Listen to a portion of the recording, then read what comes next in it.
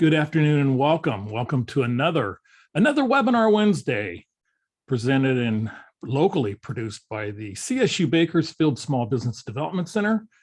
Good afternoon, I'm Kelly Bearden. I'll be your host today. And as we work through our 93rd episode of Managing Your Small Business Beyond the Pandemic series. So hopefully we're getting beyond this pandemic. Some I think optimistic news today coming out. So it's good to have good news on the pandemic. Got a great topic for you today on social media. Fantastic guests, some great information. So let's get rolling. Okay, so get rolling and what's up today? What's up today, December 22nd, as we wind out through 2021. Well, it's a great time to come up with a social media plan for 2022. And so we're going to be looking at that today. And so social media, obviously important in everybody's business. And so we will cover that in pretty good detail today. We're also going to talk a little bit about the recovery and a little bit about Omicron. As I mentioned earlier, I thought that there was some very positive news that was coming out today on that particular virus. And of course, our biggest concern is that as customers and our consumers are more weary of actually transacting the COVID-19 virus, the Omicron variant, they will stay away from our shops and our stores and make our recovery even more difficult. That is one of them. Of course, public health and safety is obviously number one in most people's minds, but being a small business webinar, we're going to look at those particular issues. So what is the news that came out today? Well, we've heard that there have been a couple of studies that say that Omicron significantly lowers hospitalization risk. And that's a couple of studies that came out of both Scotland and South Africa that suggest that the variant has a marked lower rate and risk of hospitalization. So obviously that is good news to hear. And as we try to learn more about this particular variant, also that today the FDA approved the actual Pfizer COVID-19 pill. So those that have actually tested positive now, newly infected patients can now stay home and maybe out of the hospital by being able to take that particular pill if they want to. So what else is good about what's going on with COVID? And that's also a US kind of study that has said that the nation wants to keep operating. They want to be open through this particular pandemic. And obviously with that news we just shared with you, is it's going to make it easier, but really public opinion is really on the side of wanting to keep operating and keep our businesses open and moving forward. You know, obviously local governments and schools, I think want to pretty much do that as well in many cases. So we'll wait and see. Hey, Joe Biden tested negative today for COVID-19. Well, I'm just chock full of good news, aren't I? And some other things that the US consumer confidence improved in early December. So just really some nice things that are coming out at least today, which has not always been the case and hasn't been the case recently with that particular Omicron variant. Should be a variant. Okay, so let me just quickly kind of look at a few things that are going on here. And with the particular variant and with COVID, we're starting to see nationally, we're seeing a lot of issues that are happening around the country where you see it's much more condensed in the Midwest and the Northeast parts of the country. We go to Kern County, California is averaging about 20 average new cases. So really, compared to the rest of the country, we're still doing a lot better than we had been doing, which is good. We're starting to see a touch of red up here. It looks like that's in Stanislaus County. So of course, when it starts getting a little bit worse, it seems like it's almost always our wonderful San Joaquin Valley that's getting infected. So anyway, that's a little bit about what's going on there. As we kind of look at some of the other things locally here in Kern County on COVID, we see kind of like, at least this is still The tests have been collected but haven't been shared, but it's still kind of consistent with the few weeks before, where there hasn't been any at least indication of a breakout coming now or anytime real soon. So hopefully through the holidays that stays true. Okay, so going back to a particular share here. So that's the latest kind of on the COVID side of things and kind of an update. We're also today going to cover some of the pandemic programs. We're going to give you a chance to ask your questions. And of course, we're going to have a poll. So let's jump to the poll right now. And with today's and kind of dovetailing with today's topic on social media and social media platforms, our first poll question is simply, what social media platforms do you use for your business? And I didn't list them all, but we did list 5 popular ones, and that being Facebook, Instagram, LinkedIn, Twitter, or TikTok. And I'm sure we could also throw, and you can vote for as many of those that you actually use. So it's not a single choice, it's a multiple choice question.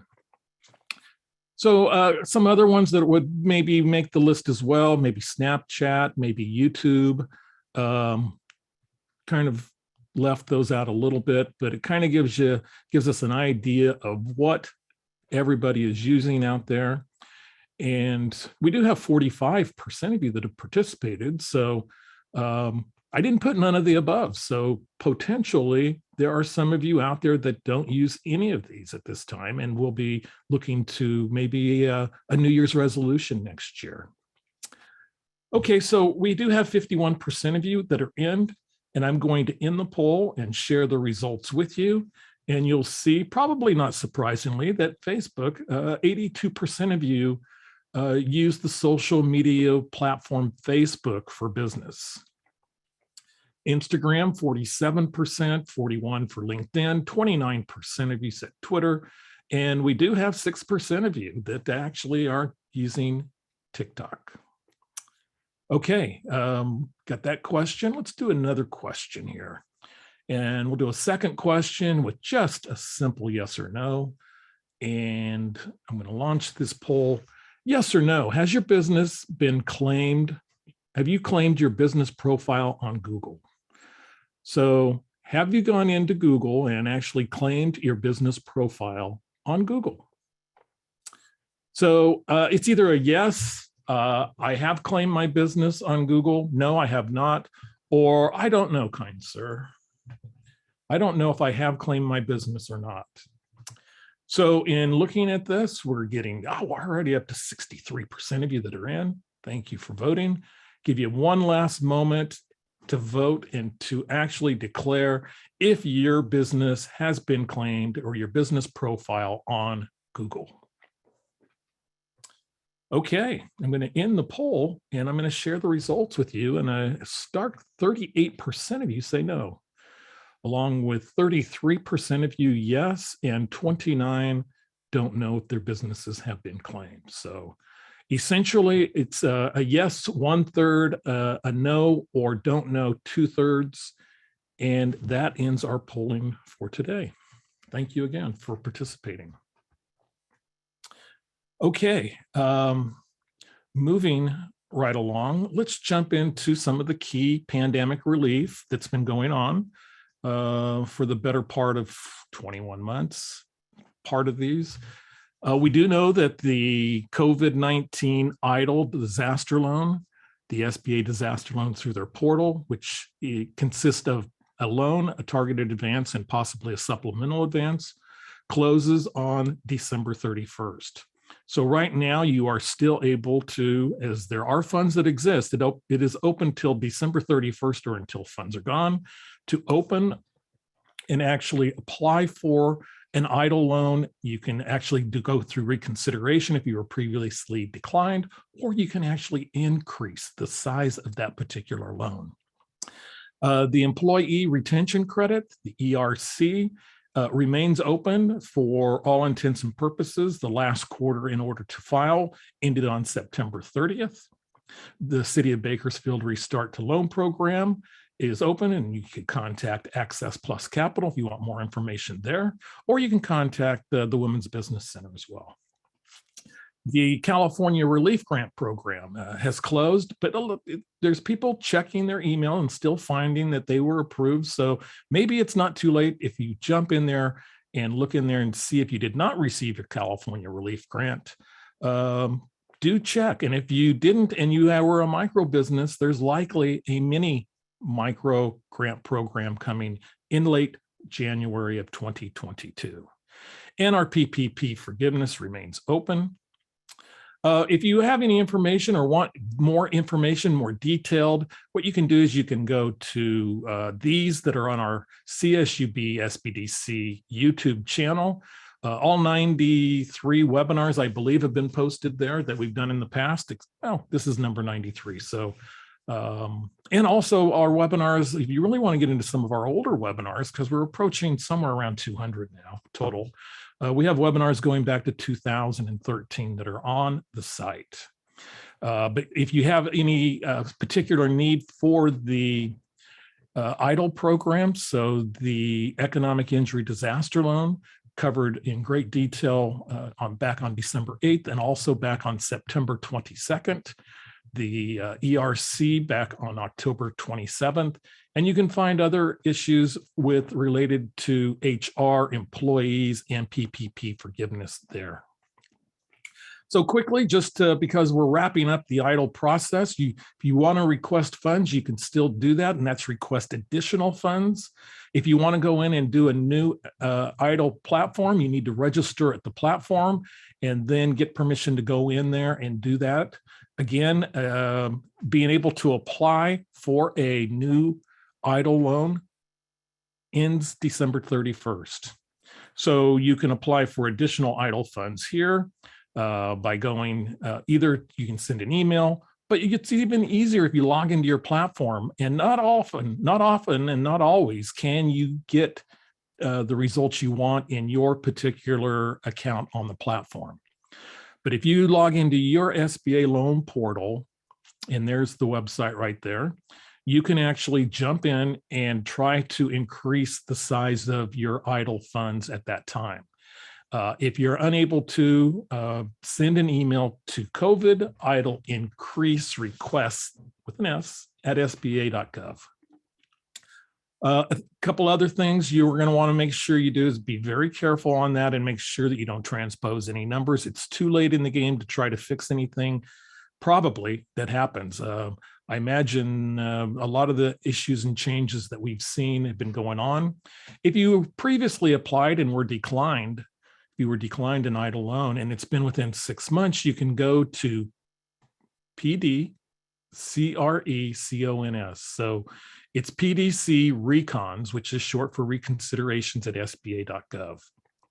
Find out why you were declined and try to go back and see if you can get that particular issue fixed. If you would like more assistance, you can get that from our local Central California district office. So also called the Fresno district at fresno@sba.gov. Provide in an email in paragraph form your name, your borrower's address, your borrower name, if it's different than your business name, the 10-digit EIDL application number, and a phone number you can be reached. And I know SBA is working very, very, very feverishly toward that 12/31 deadline to try to get as many of these cases resolved as possibly they can. There was our fact sheet on EIDL. Many of you are already done with the forgiveness process for the PPP loans. We, in recent polls, find that about 75% of the loans have been forgiven. If you still need to do that, you need to go in, because until you get it forgiven, it is still a loan. So there are the 3 forms that we could actually use and go through. The timeline is 24 weeks to use the fund if you elected the 24-week covered period. You have 10-month window from the end of the covered period to apply for PPP forgiveness. Now, if you are outside of that window, if you have a 2020 PPP loan, and there were many lenders that were very, very late to the PPP forgiveness party. For example, the online lender Cabbage was very late. So you could start receiving a bill for your PPP loan, but you still have the ability to go in and to cover the PPP forgiveness process. Remember that you're really given one shot at it. So you really need to get that right and get that to your lender, who can then verify your application for forgiveness and upload it to SBA or the SBA portal. So still time to do that, even if you've already been sent a bill or are making payments on a PPP loan. Still have time to get that forgiven. Now, what happens with the payments that you made already? I really want to know. So if anybody that happens to you and you find out, please let me know. And that's it for me. And now it's a great pleasure for me to bring in our guest speaker, our special guest today. And our special guest today is Tiffany Phillips. And Tiffany is a social media marketing freelancer.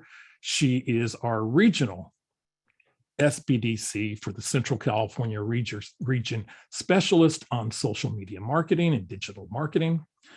She specializes in account management for small to medium-sized businesses, as you can see, includes all kinds of organic and paid and non-paid and social reporting, social listening. Boy, that's something I want to hear about. Content creation and social strategy. She's a frequent contributor to webinars, workshops, work groups, and guest speaking on various cases, private consulting. Her specialty is in Facebook and Instagram, but also, as you see, she's an expert in Twitter, Pinterest, Snapchat, LinkedIn, YouTube, and more. So, Tiffany, it's great to have you on Webinar Wednesday. Thank you. I know you're working through some challenges. Thank you for being here, and it's great to have you. Thank you so much for having me, Kelly. And thank you so much for everyone who is here today. I'm going to go ahead and start the presentation. Today, I wanted to talk to you guys about how to prepare your social media marketing plan for the new year. And, you know, I loved the polls in the beginning of the presentation, Kelly. They're very relevant to what I'm going to be talking about.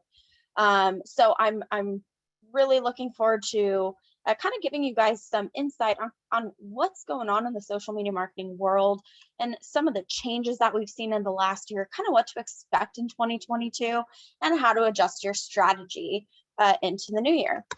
So let's get started. You know, really my first tip and kind of the number one mistake that I see is people trying to be on every single platform. Businesses do not need to be on every single platform. So my first tip in making sure that you have a solid strategy is really learning who your target market is and hang out where they hang out. If they hang out on Facebook, you need to be on Facebook. Quite a few of you are on Facebook, and you know that is the most diverse and largest network out of all of the social media marketing platforms and choices that we have as a business owner. But as you can see, there's quite a few of them. And so if we look at our target market as an example, if we're targeting millennials and Gen Z, we need to be on the platforms that they live on. So what are those platforms? We have to look at Instagram. That skews younger, 30s, 20s, and younger. We need to be on TikTok, mostly younger. Yes, we have those outliers. Snapchat also skews younger. We also need to take a look at our approach. Are we a business to business approach in our marketing plan, or are we business to consumer? Some of us may only need to be on LinkedIn as an example, and maybe a Google My Business, which I'm going to talk about in a second. But knowing our goals of our small business, knowing our target market, who we want to buy from us or become a customer / client, whatever it means to you, it's really important to know where those people live. So here's kind of your cheat sheet of who lives where. And so really take note of this and make sure that you're not wasting energy on platforms that aren't going to get you results. At the end of the day, if your target market doesn't hang out there and you're putting time and energy into it, that's a waste. So we want to make sure that we hang out where they hang out. Okay, one thing that I want to talk about, which is actually really not a social media platform, but it does have a social aspect to it, is Google My Business. And I did not even know that the poll question was going to be a poll question about Google My Business. So let me explain what this is, because this is extremely important. Google My Business is a free way to get your business listed on Google Search, Google Maps, or both. So as an example, if you don't have a physical location, you can still claim a free Google My Business account.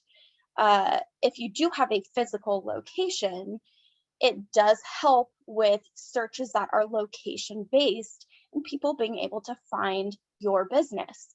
So as you can kind of see in the example here, you guys have probably seen Google My Business on maps and business listings more than you know. When I looked up on Google restaurants in Sonora, California, that's where I live, this is what popped up. And you guys, this is Google My Business. Okay, so any restaurant that didn't claim their free listing on Google My Business doesn't show up here on the map, and it doesn't show up here on the list. So the great thing about it is it gives you the ability to list what type of business you are. If you're service-based, you can list your services. If you offer a certain service area, for example, if you travel to your customer, you can list those service areas if you don't have a physical location. If you do have a physical location, you get it on there and it's up on Google Maps and easy for your customers to find and get directions to. It's got, a place to put all of your contact info, website, all that kind of stuff. It's got insights, analytical data on how many people are visiting and finding your Google My Business, how they're finding your Google My Business, how many website visits you're getting, the get directions button, all of it. I'll show you kind of what it looks like. But the bottom line is that this is a free tool that most people don't know about. So to sign up, you can go to mybusiness.google.com. And that's a shortcut for those of you who do have a Google My Business and don't know if it's even up to date. And that's another common thing that I find with my clients. So, make sure, in addition to getting on the correct social media platforms, that you're claiming your Google My Business. This is what it looks like. So as you can see kind of on the right hand side of the screen, this is what your listing would look like.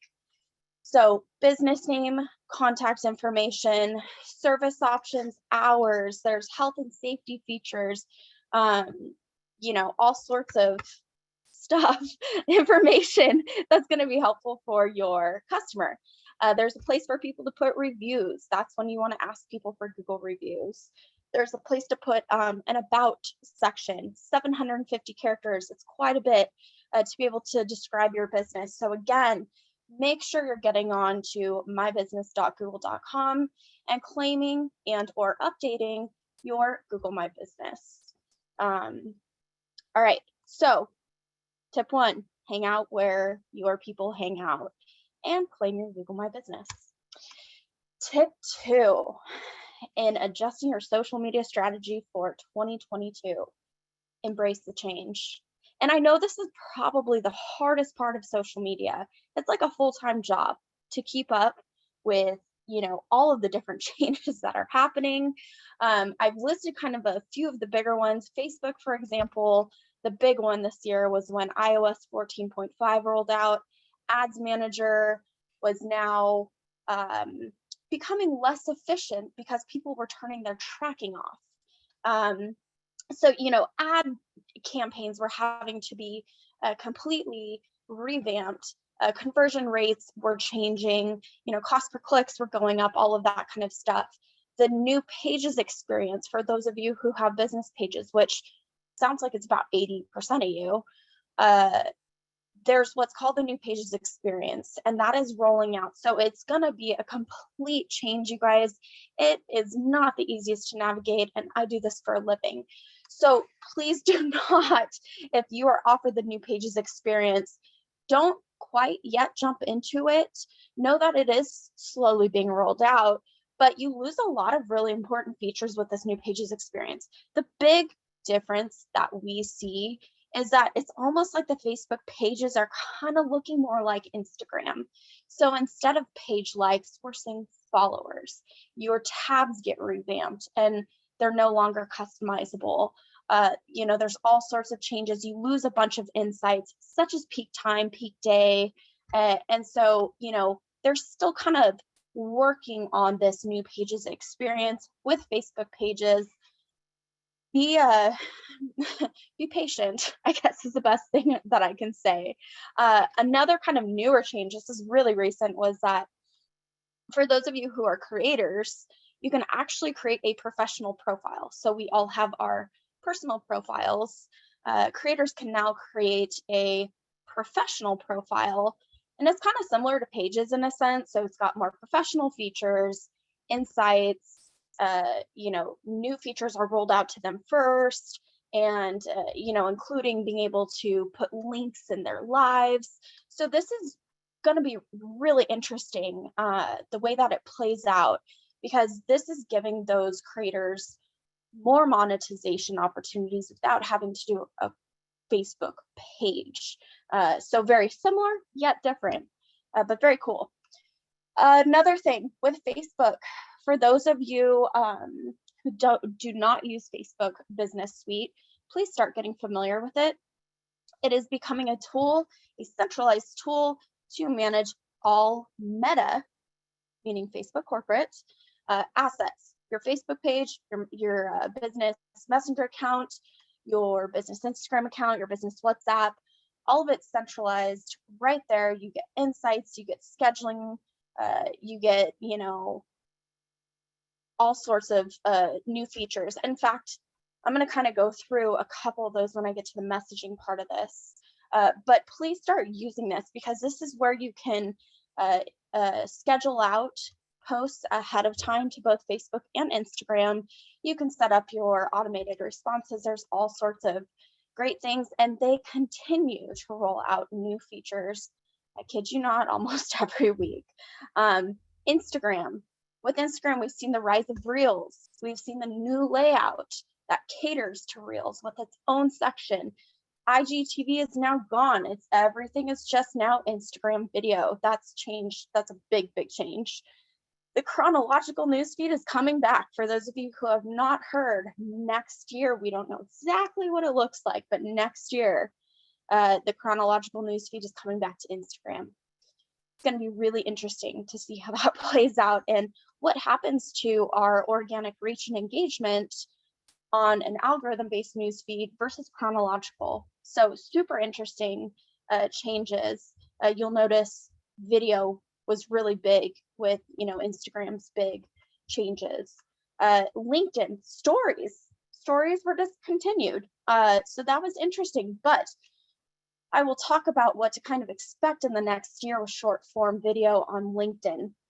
Creator mode was rolled out on LinkedIn. So we're seeing more and more opportunities for creators out there, LinkedIn included. And I'm focusing on those three because that's what I figured would be the top kind of 3 platforms. And thanks to the poll, I know I'm kind of right. So please note that there have been changes on all sorts of other platforms, YouTube, Twitter, all of it. But I wanted to highlight those top 3. A couple other things that we're seeing just in general, really interesting, is the rise of social audio. We saw Clubhouse come about. We saw Facebook audio rooms and Twitter spaces and all these different audio features, including LinkedIn. I mean, all of them have adopted some type of social audio feature now. Yet at the same time, video still tends to dominate the feeds and outperform other content, which kind of brings me to that next tip here, which is to use video. No longer are the days where you can just throw a picture up. That does not work anymore. You have got to start using video in some way or another. So my tips for you here are just to make it educational, entertaining, and authentic, really. If you need to start short with 15-second clips, start with 15-second clips and get your feet wet. But what we're seeing is that this past year, 2021, was very focused on short form, right? We've got Reels, we've got TikTok, we've got YouTube Shorts, we've got all these kind of what started as 15 seconds, including stories back in the day, short form videos, okay? But what's happened over the last year? Times have been extended. Okay, so what does that kind of tell us? That consumer needs are kind of shifting. And so as an example, Reels is now a max of a minute. TikTok is now a max of 3 minutes. And so this kind of indicates to me that while short form still works and gets great results, especially in the Reels, TikTok arena, that we are looking at kind of longer form video coming back and, you know, making its comeback for 2022. My big thing with this is, you guys, on these types of videos, the one thing that we see that's kind of consistent among a Reel or a TikTok, you know, these short videos, are that they're entertaining and creative and innovative. I mean, that those are the three kind of words that really describe what a Reel or a TikTok need to be to succeed. So please keep that in mind. Just you talking on a Reel, that's great. It's going to get you more exposure just because it's a Reel. But that doesn't necessarily mean that it's going to get you good engagement. So that being said, if you can dive into these video platforms, please do. If you don't, you're really losing an opportunity. Some other places to use videos would be in the feed. As an example, right now, LinkedIn videos outperforming everything. Facebook Watch, you know, that's been around, and that's for long form video. But we also see Facebook Stories, the introduction of Reels on Facebook. You know, there's different placements on each of these platforms where you can be using video. So the feed, stories, going live on any of these platforms, and we'll see kind of what happens on LinkedIn. But they did recently acquire a video program called Jump Rope. And so all experts are saying, just wait, LinkedIn is going to have some type of short form video, despite them discontinuing stories. Again, if you're intimidated by video, start small. Start with a 10 to 15 second clip. As you start using video more and more often, you're going to get more comfortable with it. I will tell you just from experience. So tip number 3 is video. It really is a must at this point. Tip number 4, establish your content themes. A lot of businesses just post to post. And I always ask the question, what's the purpose of your content? Okay, at the end of the day, we're on social media to get more customers or clients, right? To grow our business. But if we don't break down the purpose of each content, we may see that, you know, our strategy is not really strategic at all. It's kind of just, you know, as you see fit, day-to-day kind of thing. So think about, break down the different types of themes that you can use in the purpose of each content. Are you trying to grow sales and inform people about a product or a service? Or can you educate them? Can you entertain them? Can you inspire them? Is there a way that you can build community? Establishing these themes surrounding what your business has to offer is really important, and making sure that you're focused on building value, not necessarily selling. If you build value and you build relationships, the sales will come. So I always say, think about the 80-20 rule. Provide, you know, 80% of valuable content where you're helping your audience, and 20% of your content should be selling what you offer. It shouldn't just be talking all about you. It should be serving your audience. And one easy tip would be to come up with daily themes, right? So like I use like a motivational Monday or a tip Tuesday, you know, as easy examples of, hey, every Monday I'm going to jump on and I'm going to do motivational post that serves my audience. Every Tuesday I'm going to provide an educational tip, right? So think of creative ways to diversify your content and make sure that there's a purpose to each piece of content as well. Tip 5, schedule your posts out ahead of time and post consistently. So a lot of people don't know that Facebook Business Suite, being that these are the top 2 platforms of this current audience, Facebook Business Suite allows you to schedule to Facebook and Instagram, both posts and stories, for free, okay? And they're even adding what's called optimal times, meaning it's going to tell you what time you should be posting on those 2 platforms. This is a new tool or new feature as of like the last couple of weeks. And so it's a really great feature. You can schedule to both at once. You can schedule the one at a time. You can even schedule stories. So use that to batch out your content and plan ahead of time, because when it comes to being a business owner, we've got to be efficient. As far as the other platforms go or other ways to schedule out posts, use a Hootsuite, a Buffer. For those of you who use Canva to create content, if you have Canva Pro, you can actually schedule out to your platforms. So my big piece of advice is like, take a day, a day a week or 2 days a week, and batch out all of your content, create the content, pull the photography, the videography, create your graphics, whatever it may be that's relevant to your business, and schedule it out, because then at that point, all you have to do is monitor your accounts. It automatically posts for you. And then, be consistent, you guys. When you stop posting, you have to rebuild your engagement from scratch, and it is just a pain. The algorithms make it super hard. It really takes time to build up your engagement. There are tactics to it. And once you lose it, it takes, losing a month worth of consistency could take months to build back. So keep that consistency. And remember that top of feed is top of mind. And again, always focus on providing value and building connections. Okay, next, make sure your captions fit the platform. Okay, and this is, again, kind of common mistake that I see. What works on Facebook doesn't always work on Instagram, and vice versa.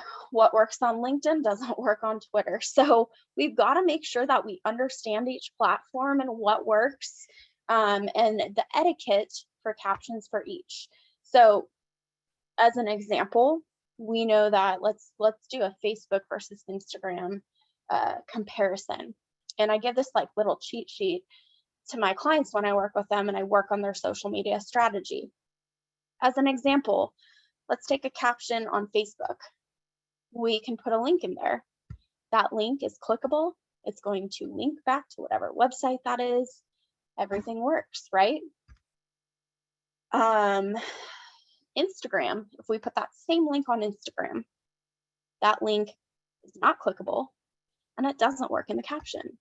So we have to remember the only way to drive traffic other than stories, and the link sticker would be in the caption would be to put, hey, learn more by clicking the link in our bio. The only way that we can drive traffic is through the one link that we get in our bio. So total different captions and etiquettes for those 2 platforms. Just like hashtags, you should be using hashtags on Instagram to increase your organic reach and engagement. I always recommend using 20 to 30. Yes, Instagram said use 3 to 5. So we know, the algorithms know who to show your content to, but the data says otherwise. Later, which is a company that, another scheduling company that originally started with just Instagram, they have data. They have a very large audience of social media marketers who use their platform. They have data and they said, hey, our data is showing 20 to 30 hashtags gets the best results for reach and engagement. So use those hashtags, right, on Instagram. However, you don't need to use those hashtags on Facebook. While hashtags do work, we get no analytics on if they're working. And 20 to 30 is just too much for that platform. It just looks too spammy. So I always say focus on 5 to 10 on Facebook, of the, kind of a diverse size. Choose a couple big ones, couple small ones, couple medium ones. On Instagram, we want to use 20 to 30. focus on the niche and medium-sized ones. So again, it's not a one size fits all. Emojis usually resonate with the Instagram audience versus Facebook skews a little older, not really necessary sometimes.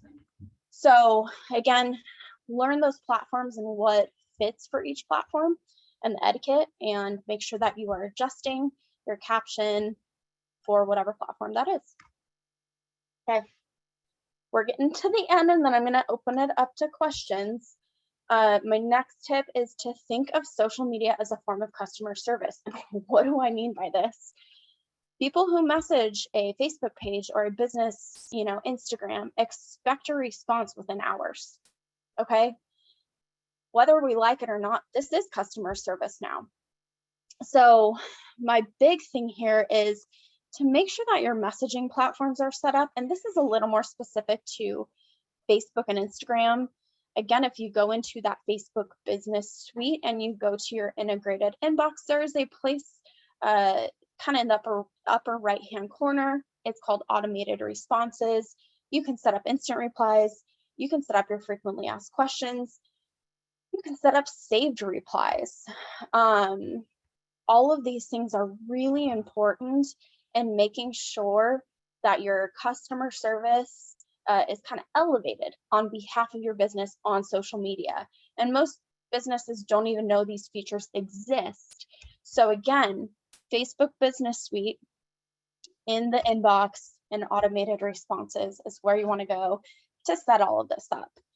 The other thing that we're seeing is as these new features are being added to Business Suite, one that's kind of interesting is they're rolling out kind of a CRM system within Facebook where you can manage your leads and your customers and set up a funnel and all of that. And so I see this being just the start. And my prediction for 2022 is that they're going to roll out a lot more tools to make it a lot easier for our customers to get in touch with us and keep in touch with us and become, part of our customer database. The other thing with thinking of social media as a form of customer service is this is kind of aside from the private messaging. But if you have a hashtag campaign that you push or you get a lot of tags, on Instagram or on Facebook, make sure you're monitoring your hashtag, you're monitoring the tags, and you're responding to the content using your hashtag or tagging you. Because it's really important to build those loyal connections. If they're talking about you, you want to talk with them back, right? Tell them thank you. Feature them on your account next week. So, think of it as a way to build connection as well. Okay, we're moving on to the last tip here. The last tip is don't be afraid to use some paid advertising. Yes, there are a ton of organic tools that work, but the paid tools are so powerful. And the AI on all these different platforms are everything. It's just so smart. And so we have the ability to target literally our target market, so if you guys pull out your marketing plan, you look at who your target market is, you can literally type that out and target them on the various platforms, whether it's Pinterest, Facebook, Instagram, TikTok, Snapchat, you name it. And so, it goes as deep as being able to, on Facebook specifically, you can even target, people who are recently engaged in the last 3 months, people with birthdays next month. So there's a lot of power in these paid tools and being able to reach a larger audience beyond your following. Couple other more advanced tips would be to retarget the engagement on your accounts and even leverage your email lists and target them with ads. And again, those are some more advanced tools, but again, the power of the paid tools, really, really, really powerful and very effective in reaching a new audience. So organically, we have all sorts of fun insights and tips and tools, and then paid wise, don't be afraid to dive into it. So I want to kind of open that up for questions. I think there's some stuff in the chat. Let's see.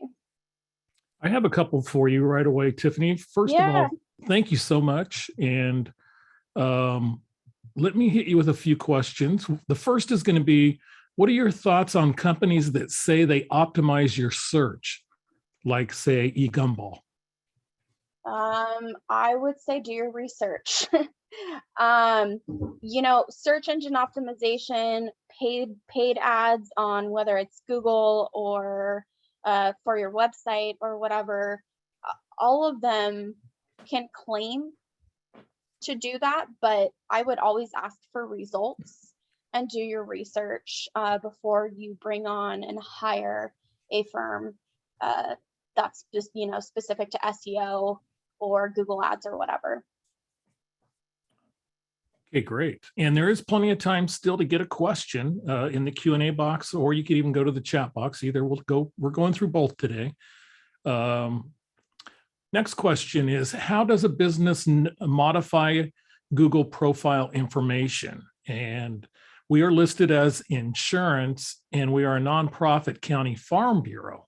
Insurance is 5% of what we do and not managed by us. Okay, good question. So as long as you have ownership of that Google My Business, you can go to your dashboard. So again, the shortcut would be mybusiness.google.com.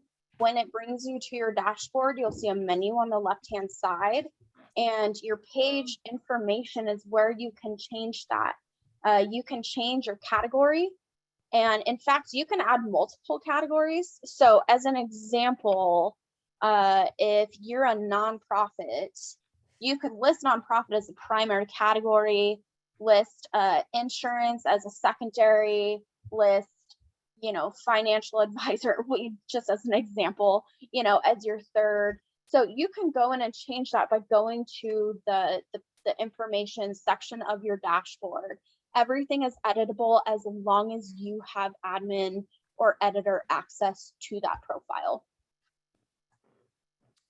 Great. Next question, also on Google My Business. If I work at home and Google My Business wants my address, how do I get around using my physical address, since I don't want people to know where I live? Great question, and this pertains to me as well, so very relatable. So first, let me start off by saying that if you have not started a Google My Business yet, it's going to prompt you if you have a physical location or not. So you can opt out of that. Now, say you have a Google My Business already and your home address is listed. If you go once again to your dashboard and to the information section, the address, you'll click the little edit pencil next to your address, and it brings up the box where you'll see your address on a map. In the bottom left-hand corner, there's a clear address option. And so you can clear that address so that it's not visible to the public. And then from there, I would advise you to add service areas, which is usually like the section below in Google My Business, to let people know where you offer your services. Next question. If I want to find photos online to use in social media, where can I go? Okay, well, let me advise you not to just use any photo, because that is how you get a copyright lawsuit slapped, across your face. So what I advise is to use royalty-free or non-copyrighted images. So a couple of websites as far as stock photos go would be Pexels. So it's Pexels. That's a good one. Pixabay is also a good one. If you use Canva, which I know a lot of people do, a lot of business owners use that. Anything that you can pull from the photos section, that's going to be okay because it's licensed through Canva. So again, making sure that you are not infringing on any copyright stuff. And in fact, Facebook is targeting this stuff now. They're allowing businesses and creators and photographers to go into Creator Studio, and upload all of their imagery, and Facebook can flag an image if someone has used it without their permission. Let that person know and they can go after whatever account used that photo. So really be cautious on that. And again, use those royalty-free sites. Great. Well, I can answer the next question. It's where can I go? Oh, wait, here, hold it first. There's one more. How do I know what hashtags to use for my post? Okay, that's a good question. It's a bit of a complex answer, so let me try and put it in Cliff Note version. The hashtags that we want to be using should be related to the subject of the post. It should be related if we are if we have a physical location or service a certain geographic area. I would also advise to be using some location-based hashtags in addition to using hashtags that your ideal customer and or follower are looking at and looking up. So that's kind of your start, would be kind of those three themes. So subject-based on the post, what your target market's looking at, and if relevant, location-based hashtags. Second part of it would be the size of the hashtags, and I could go into this forever, but the bottom line is we want to use hashtags that aren't oversaturated. So as an example, if we're looking at hashtag love, this is my example for all clients. You look up hashtag love, it's got over 2 billion posts. It's extremely active. People are posting to it literally every like 2 seconds. Your content gets buried. It's not going to get you exposure. So what we want to be focusing on are the hashtags that are sized in the tens of thousands to the hundreds of thousands, and I would keep it under 500,000. You can throw in a couple of big ones, but the bottom line is those aren't going to get you exposure. We want to go for the active ones that aren't going to get you buried, that people are still looking at, and that are niched enough, but more, still general enough to get you those results, if that makes sense. It makes total sense, even for me, which is amazing. One more question here. Can you talk a little bit about using Canva for creating posts? Yeah, let me just explain what Canva is for those who don't know. Canva is a content creation program. There's an app version of it for mobile, and then it's also on desktop. It's canva.com, so CANV as in Victor A.com. And there's a free version and a pro version, but basically it's got preset sizes for different marketing campaigns. So this includes social media, but you could also go create a business card on Canva. So it's like a graphic design program. And what I love about Canva, honestly, is I am no graphic designer, okay? And I can log on to Canva and choose from pre-designed templates and make it my own with my colors, my logo. I can tweak the design. So, there's all sorts of elements that you can add to the designs, fonts, photos, frames, lines, shapes, GIFs. There's a lot that you can do with the program. So it's kind of one of the top programs that social media marketers use to create branded relevant content. Again, there's all sorts of options. You can create an Instagram post, a TikTok, a business card, a flyer, and all of those dimensions are preset for you. Okay, well, now on to the question that I know I can answer. Oh, but wait, one more question came in. If time, can you post from desktop to IG and not just phone? Okay. Suzanne, yes, this is a new feature actually. You were never able to post directly on Instagram's website. You can now. So if you go to Instagram.com and get logged in, you'll see the little plus symbol in the upper right-hand corner. So that would be one way to do it.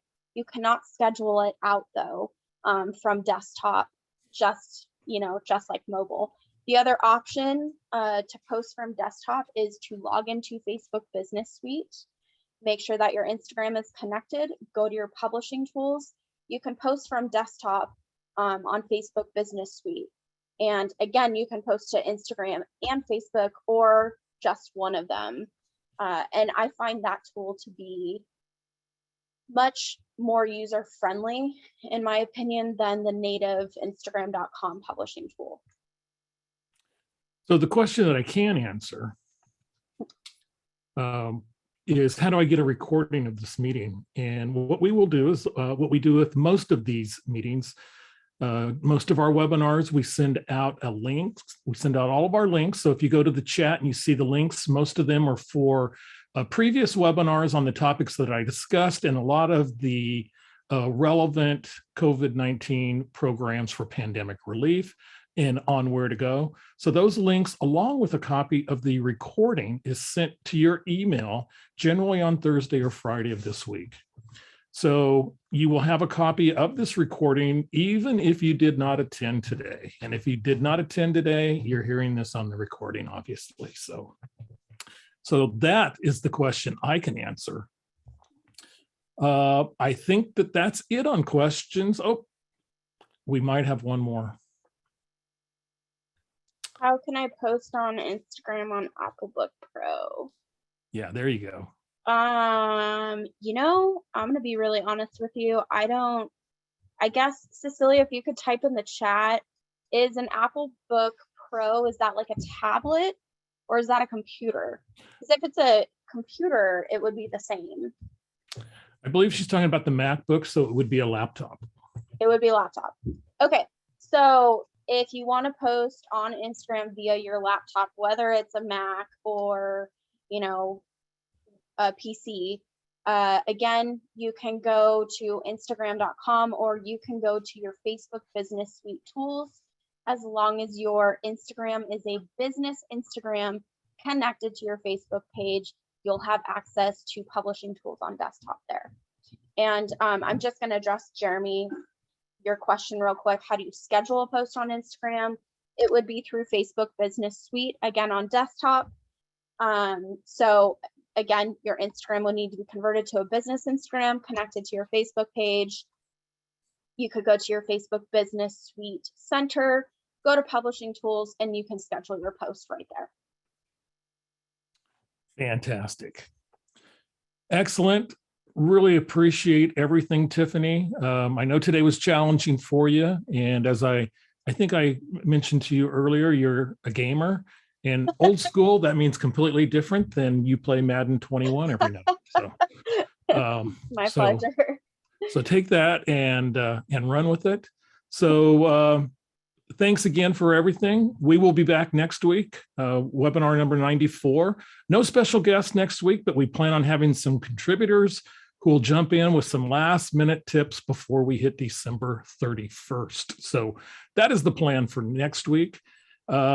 For Tiffany Phillips and Maureen Busher-Dang, I'm Kelly Beard, and we'll be back next week. Thanks again, everybody. See you then. Bye-bye. Thank you.